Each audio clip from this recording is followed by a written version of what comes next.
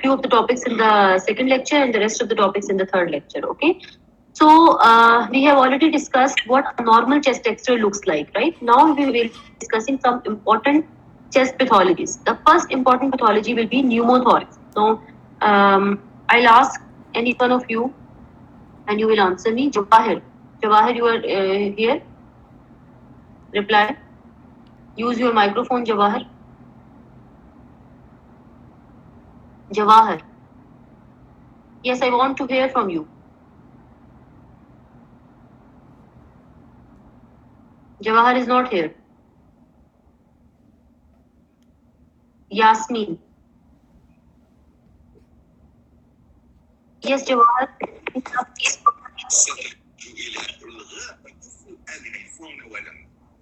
Doctor. Yes. Yasmin. Yes. Yes, Yasmin, can you tell me what do you understand by the term pneumothorax?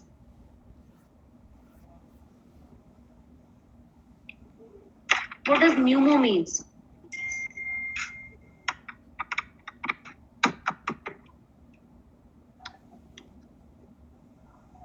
Yes, you are able to hear me? Yes, Yasmin. Do you hear me?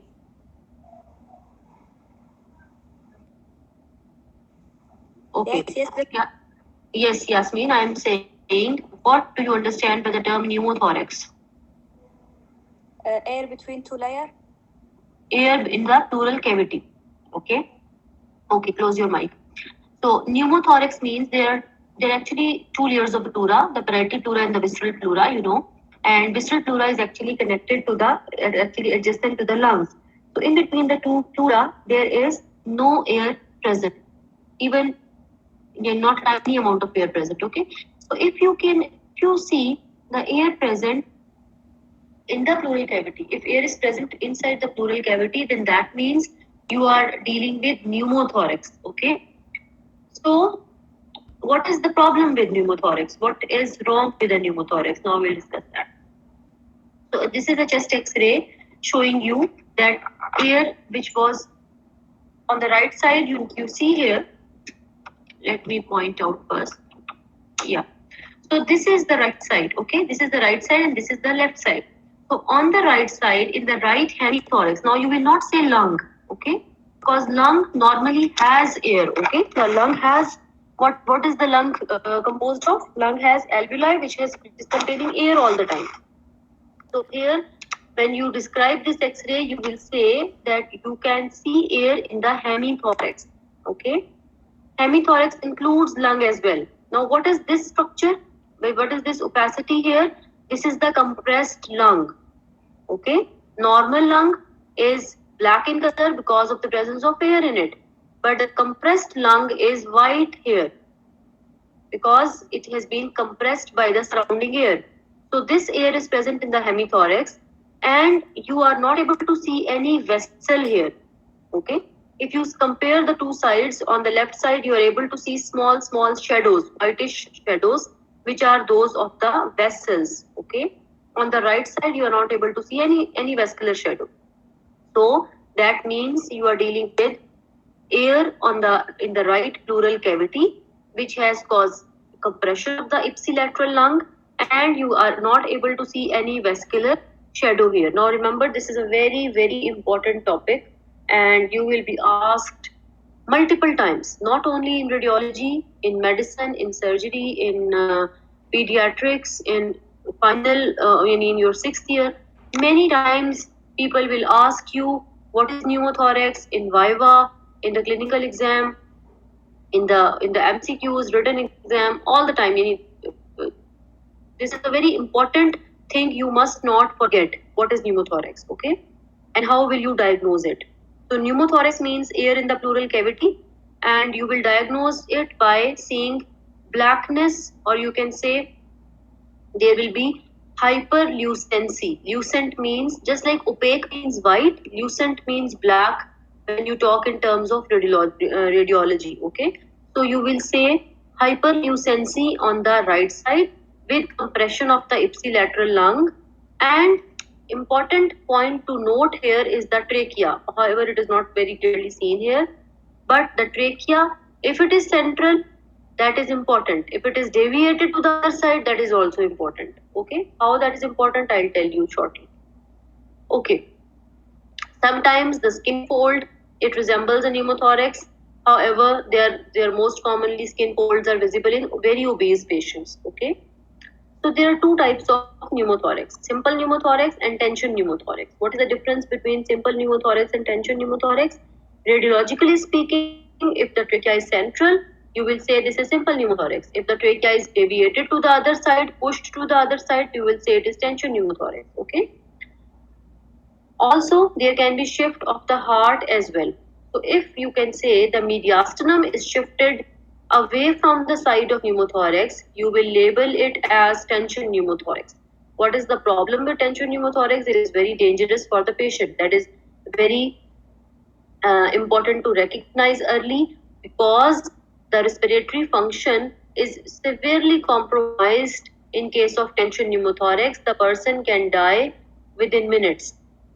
So it is important to save the life of the patient. Okay,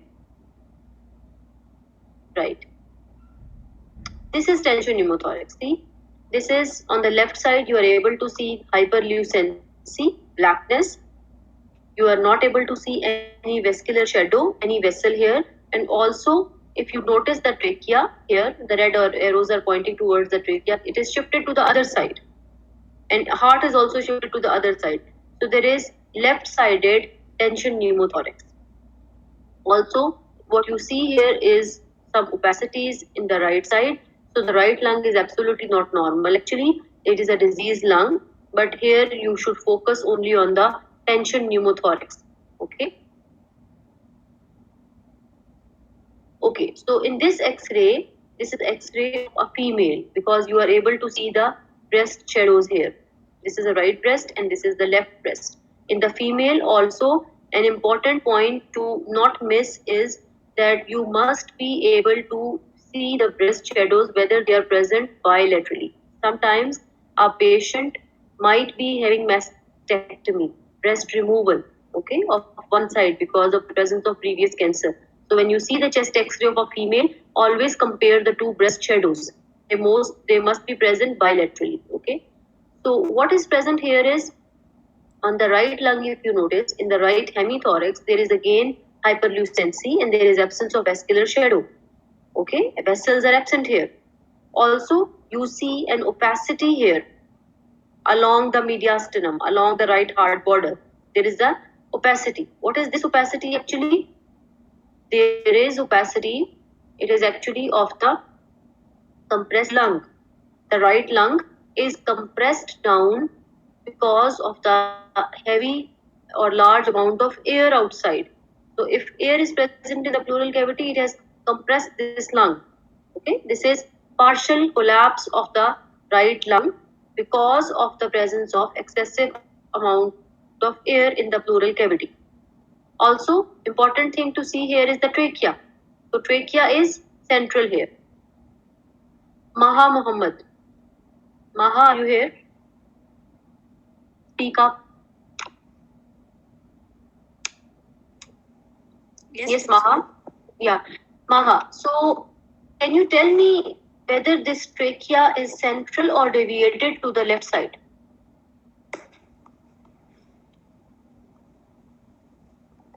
Yes. It is central or deviated to the left side. What do you think?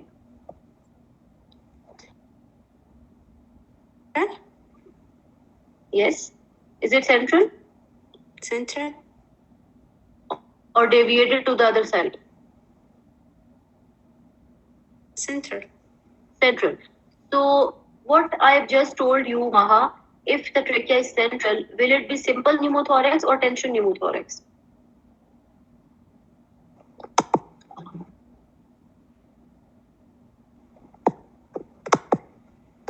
Yes, quickly tell me.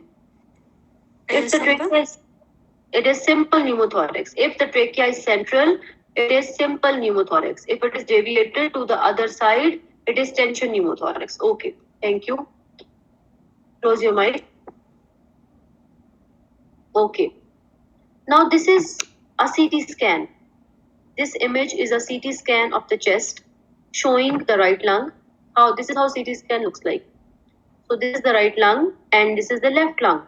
So you see the left lung is slightly compressed, or you can say there is partial collapse of the left side or left lung. Okay, and what is this anteriorly present? This is the anterior side. If you can see my pointer, this is the anterior side, and the back, this is the posterior side. You can see the vertebra here. Okay, so anteriorly there is air collection. Air is black on CT and X-ray. Air collection you can see anteriorly. So this air collection has caused this compression. So what is this?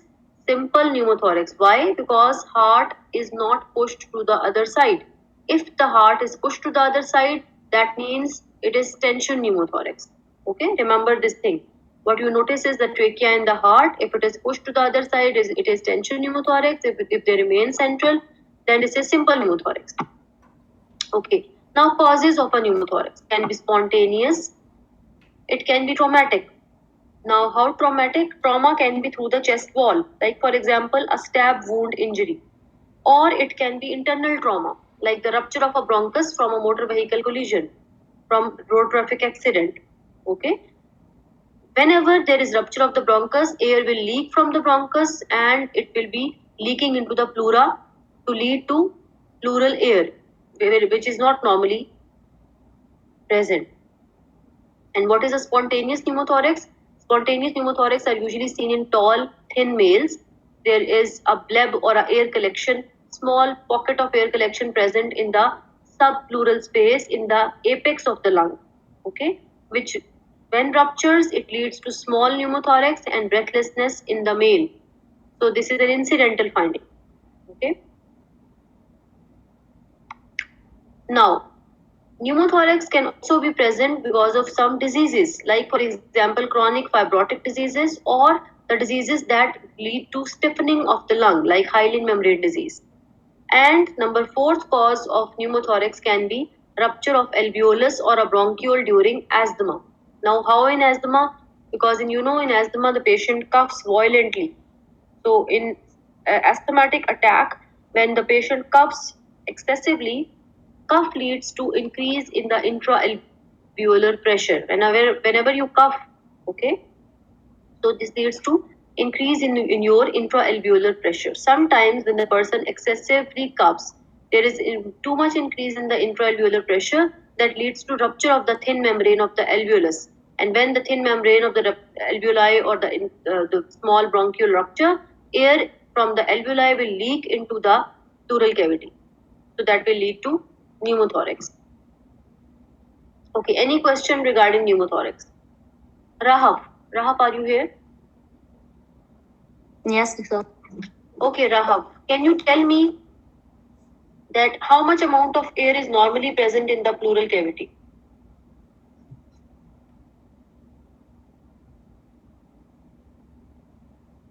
Yes, Rahab. Is there any air which is normally present in the pleural cavity? No, No air is present. Good. There is no air normally present, and whenever air is present, you will label it as what?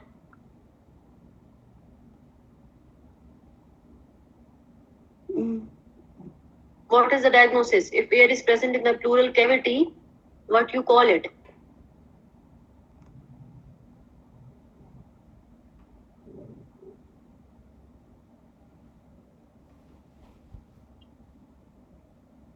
You were attending the lecture? pneumothoracic. Yes. What is pneumothoracis? Girls, you should be attentive during the lecture. Okay? It is not just turn on the platform, turn on the blackboard, and then you can sleep. It's not like this. I'll be asking you questions in between the lecture. You should be all attentive. Okay? This is not pneumothoracis. This is pneumothorax. Whoever has told you has not written it correctly in the message. Okay? It's pneumothorax, not pneumothoracis. Okay, now listen carefully, all of you. Close your mic, the other girls. Okay. So next topic which we will discuss is pleural effusion. What is pleural effusion? Pleural effusion means excessive fluid present in the pleural cavity. Okay. So again, the anatomy is the same. You have the visceral pleura and the parietal pleura. But visceral pleura is adjacent to the lung, but in between the two, that means between the lung and the visceral pleura, there is presence of loose connective tissue, which is called subpleural space. Sub means under the pleura. Okay, so subpleural space will be under the visceral pleura, between the visceral pleura and the lung. There is a loose connective tissue present. That means the layering of the lung will be, first of all, there will be lung, then will be subpleural space, outside to it will be the visceral pleura, then will be the pleural cavity, and then will be the parietal pleura. Okay. So if air is present in the pleural cavity, it is called pneumothorax, and if excessive amount of fluid is present in the pleural cavity, then that is called pleural effusion. How many types of effusions are there? It can be transudative effusion or exudative effusion. Now, what is the difference between the two? Transudate, as the name indicates, that means it has more water and less cellular components. Okay, I'll not go into the details of biochemical analysis of that fluid, but just remember that it is having more proteins in case of exudate and less proteins in case of transudate. Okay. So if more proteins and more cellular components are present, that's called exudate. And the examples are empyema. Empyema means pus, presence of pus in the pleural cavity.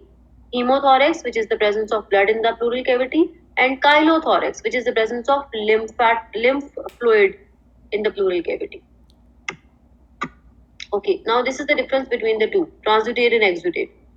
Transudative effusion is usually because of the increase in the capillary hydrostatic pressure or decreased plasma protein pressure, or you can say decreased osmotic pressure. You know that plasma proteins are present in the blood of each patient, each one of us.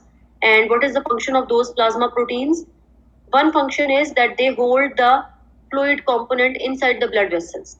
Okay, that by exerting the plasma osmotic pressure, they hold the blood inside the blood vessels. If somebody has got less plasma protein, the blood will come out. By blood, I mean the fluid component or the plasma will come out of the blood vessel and it will go into the surrounding interstitial space. That is, this process is called transudation. Okay, this is called transudation. So if this process is happening in a patient suffering from some disease, and by that disease the plasma proteins are less. Like for example, a person might be suffering from cirrhosis of liver. In liver cirrhosis, what happens? Plasma proteins are less manufactured because liver is, the factory for some people can say it, the factory for the production of proteins. Liver produces proteins. So if there is cirrhosis of liver, the plasma proteins are not produced or less produced. So plasma protein deficiency occurs, or you can say hypoalbuminemia. Okay, any cause of hypoalbuminemia. Albumin is less in the blood. So less plasma protein means less protein available to hold water. If they are not available to hold water, water will move out. So if it will move out in the pleura, if this happens in the lungs, what will it lead to? It will lead to transudative type of pleural effusion. So you can see this phenomena happening in hypoalbuminemia, cirrhosis of liver, nephrotic syndrome, and congestive heart failure. Why in nephrotic syndrome? Because nephrotic syndrome, the kidneys, they are not conserving the proteins. They are losing the proteins in the urine. Okay, so any condition which leads to increased blood volume or less protein, less plasma protein, they will lead to leakage of fluid into the interstitial space, causing transudative type of pleural effusion. Understand? Next thing is exudate. What is an exudate? Exudate is usually being formed by secondary to neoplasia, cancer, or inflammation. And if you see now, how can you differentiate between the two types? If you tap the pleural effusion, by tap I mean if you remove the pleural fluid out with the help of a syringe needle and you give it to the laboratory to analyze they will give you a report telling that whether it is transudate or exudate. Okay, how they will be knowing it with the help of the components present within the fluid. Okay, with the help of the protein and LDH ratio, they will be giving you a diagnosis that doctor, this you are dealing with transudative effusion, okay, and this you are dealing with exudative effusion. So what is the significance to know this? Why we do pleural tap to know exactly the composition of the fluid? The significance or the importance of knowing this concept is that we are able to make the diagnosis. If we are dealing with transudative effusion, the process will be generalized. The person might be suffering from congestive heart failure or low proteins or cirrhosis or nephrotic syndrome, and you will be seeing these transutations in other body cavities. Like for example, in addition to the pleural effusion, the person will be suffering from ascites also, presence of fluid in the peritoneal cavity also. Okay.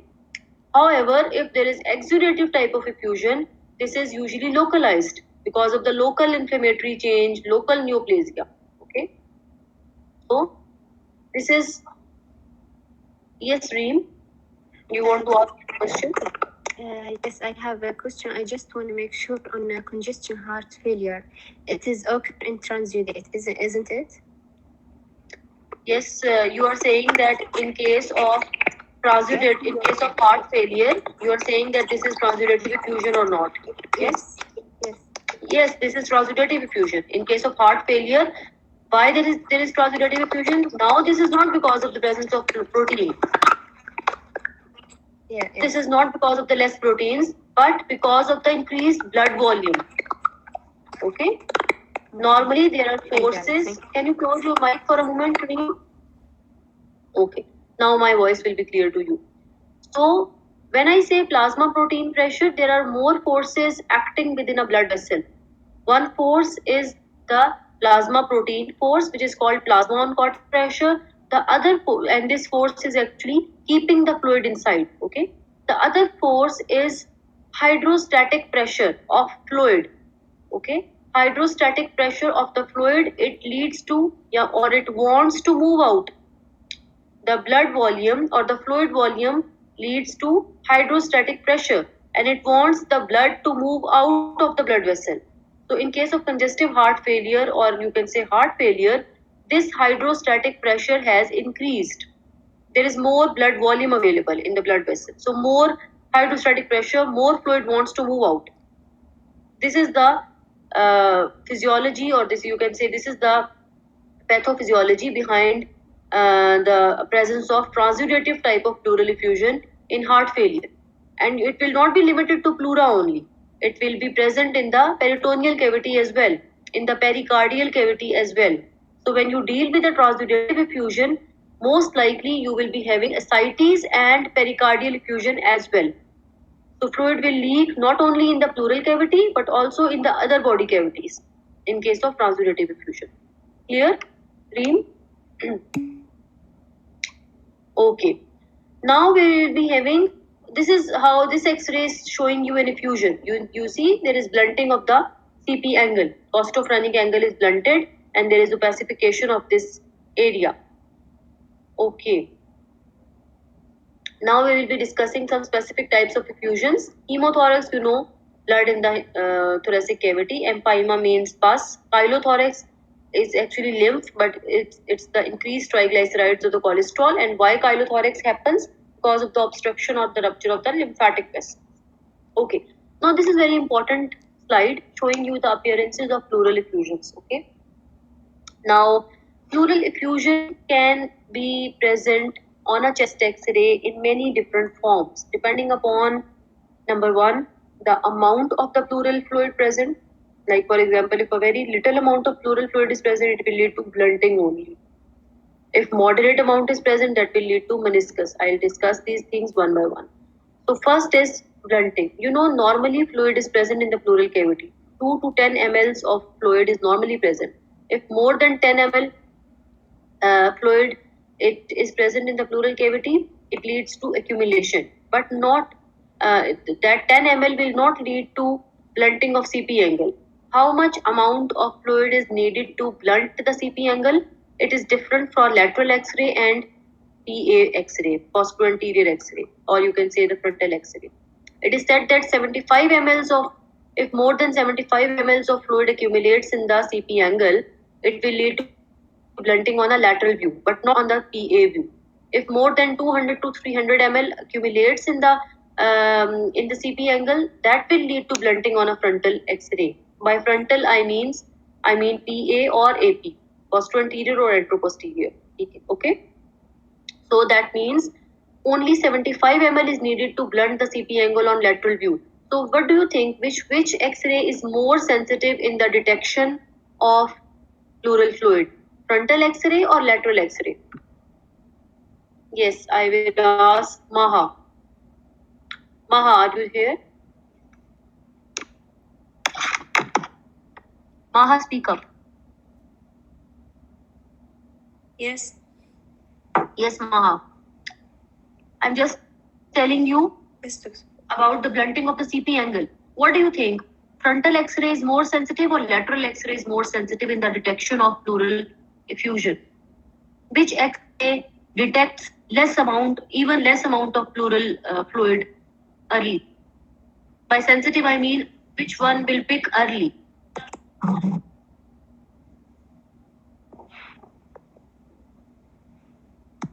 Yes, tell me. Anyone? Yes, Najat. And lateral view more sensitive. Loudly, please. Lateral view is more sensitive. Yes, lateral is more sensitive than PA in the detection of pleural effusion, because if only 75 ml is there, it will pick up. Okay. However, in case of PA or AP film, at least 200 ml should be there. Okay, in order to be picked up on a frontal film. Thank you. Okay. Now meniscus sign, that is again an important sign, meniscus. So if more than 200 to 300 ml accumulate, there will be blunting, and then if more fluid adds on and keep on adding, not only there will be blunting, but there will be a formation of a meniscus. Meniscus means a concave upper surface. Okay. This surface is present in a standing patient. If the patient is standing and you take an X-ray and there is free fluid present, there is no adhesion of the pleural surfaces, there is no fibrosis going on, then you will see this sign. This is called a meniscus sign. Okay.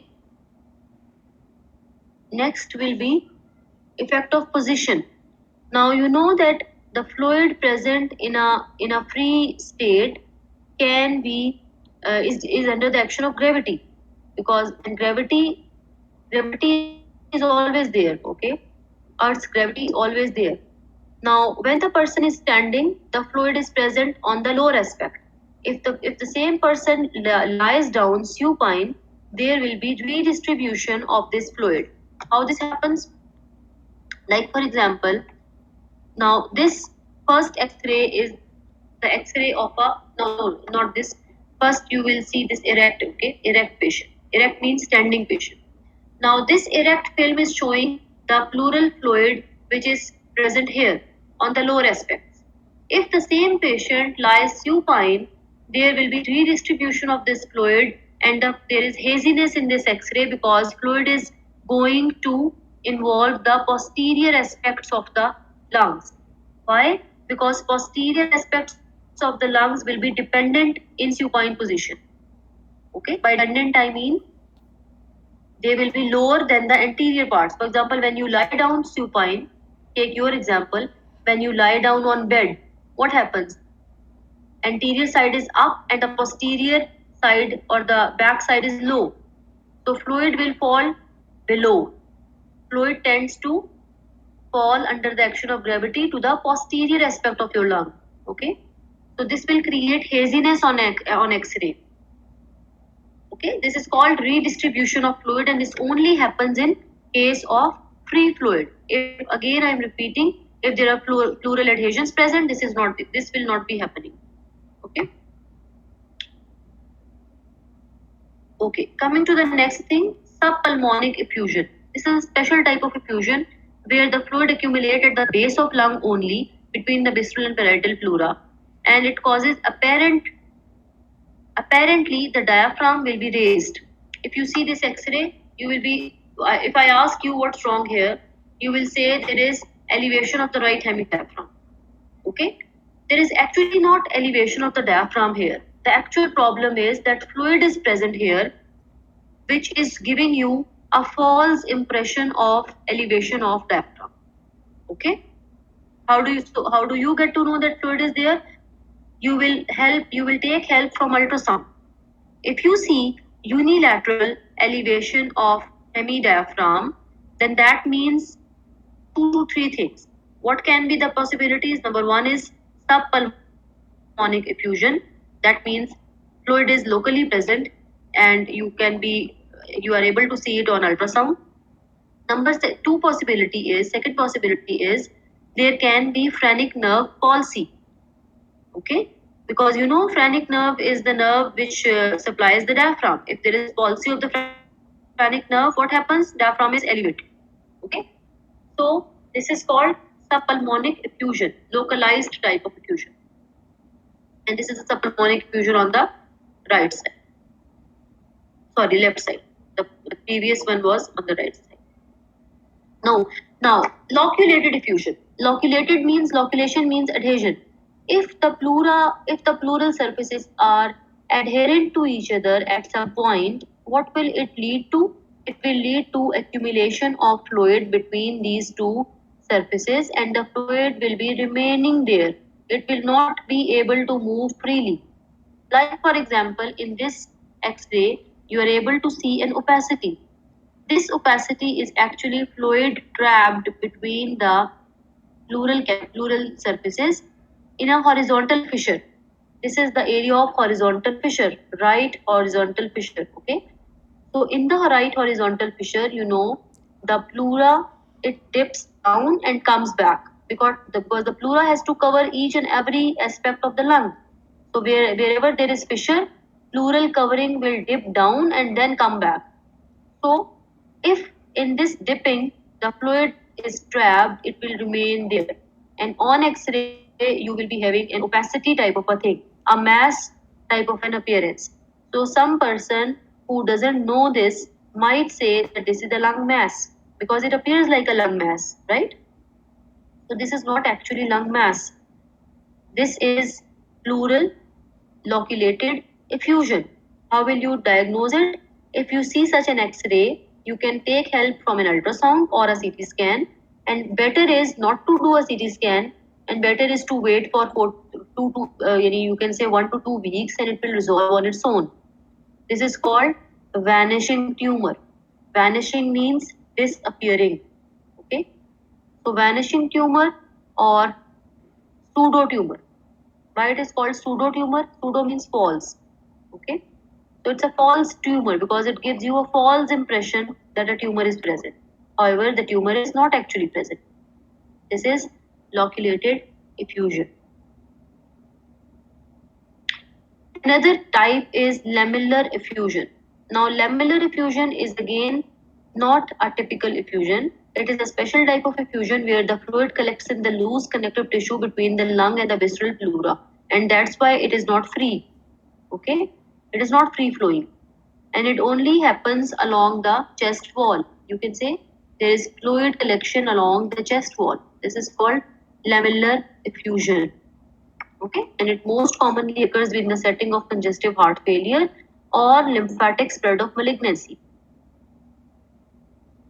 So these were some specific types of effusion. Now this is the most important one, opaque hemithorax. What are the differential diagnosis for opaque hemithorax? Number one is pleural effusion. How will you get to know? If the trachea is shifted to the other side, you are dealing with pleural effusion. If the trachea is shifted to the same side of opaque hemithorax, you are dealing with lung collapse. Remember this thing. This is very important thing. Okay. In case of opaque hemithorax, you have got two main differential diagnoses. Number one is pleural effusion. Number two is lung collapse. How will you differentiate? By seeing the trachea, whether it is shifted or pulled, whether it is pushed or pulled. In case of effusion, it will be pushed to the other side. Okay, hydropneumothorax. What is hydropneumothorax? Hydro means water, pneumo means air. Hydropneumo means both air and water are present at the same time. And they are present not in the lung but in the pleural cavity. So in the pleural cavity, if air and water both are present together, what will happen? They will form an air fluid level. Okay, because fluid will fall down under the action of gravity and air is less dense than water, so it will rise above. So it will create a horizontal level in the pleural cavity, which is called hydropneumothorax. Okay, if you can see here, this is the right side, this is the right lung. There is a air fluid level here. This blackness is the air, which is pneumo component, and this whiteness is the fluid component or the hydro component. And what is this floating down here? This is actually the collapsed lung. Why it is collapsed? It is collapsed because of the pressure of air and water. Okay, so in the pleural cavity, air and water are mixing together to form a level, and level forms because the person is standing. If the person is not standing, stay straight or erect, this level will not be formed. Okay, so hydropneumothorax, this level is present because you have taken an erect film. Okay, now pleural effusion on CT scan, how it looks like. This is a CT scan. Okay, and this gray color is actually fluid, right? This gray color is actually fluid, and you see the in the CT scan actually the person is lying supine. Okay, this person, this patient is lying supine. We have cut down this section of the chest of this patient. Heart is lying anteriorly, vertebra is posteriorly. So why the fluid is present posteriorly and why not anteriorly? Because reason is posterior is the dependent part. In a supine patient, I have given you your example. When you lie down on your bed, the posterior aspect is the dependent part under the action of gravity.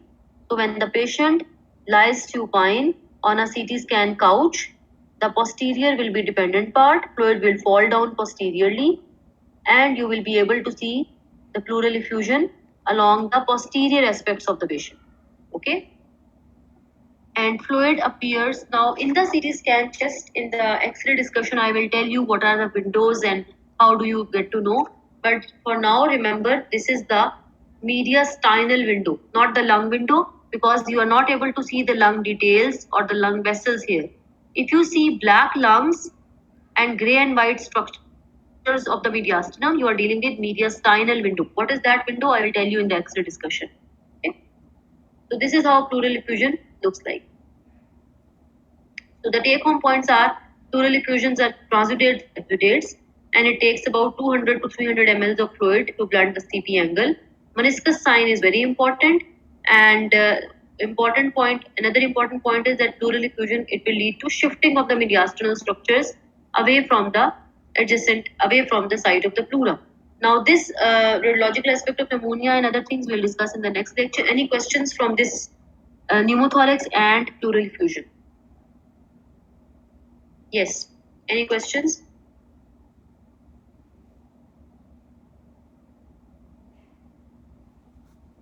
No question?